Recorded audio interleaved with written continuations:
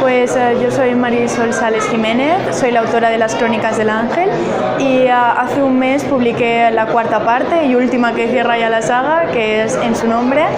Y bueno, para mí el gremio de libreros, ya no solo como autora, sino también como lectora, es súper importante que siga y además algo que...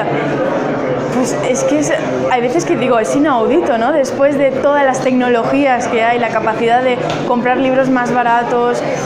con el ebook, con todo, y que el gremio de libreros todavía persista, que todavía hayan ferias del libro, y eso es porque todavía hay lectores que aprecian la lectura en papel, que aprecian tocar el libro.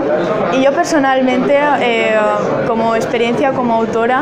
he de decir que yo empecé a publicar con 14 años, es decir, hace 4 años aproximadamente, y para mí el gremio de libreros fue fundamental, básicamente porque yo era totalmente desconocida, nadie había leído mis novelas, yo no tenía ningún tipo de reputación, no tenía ventas a mis espaldas,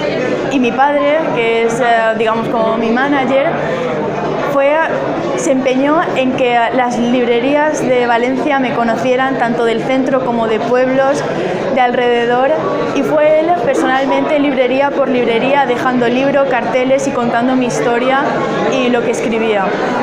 Entonces es una grandísima función la que hizo mi padre, pero que los libreros respondieran con esa ilusión, que luego me invitaran a ferias para poder firmar, que recomendaran mis libros en sus librerías, que incluso los acercaran a centros escolares para que sea de lectura obligatoria.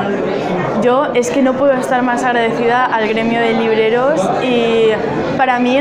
que yo me he criado gran parte en lo que es la literatura, ya vendiendo y firmando, para mí son una segunda familia. Así que yo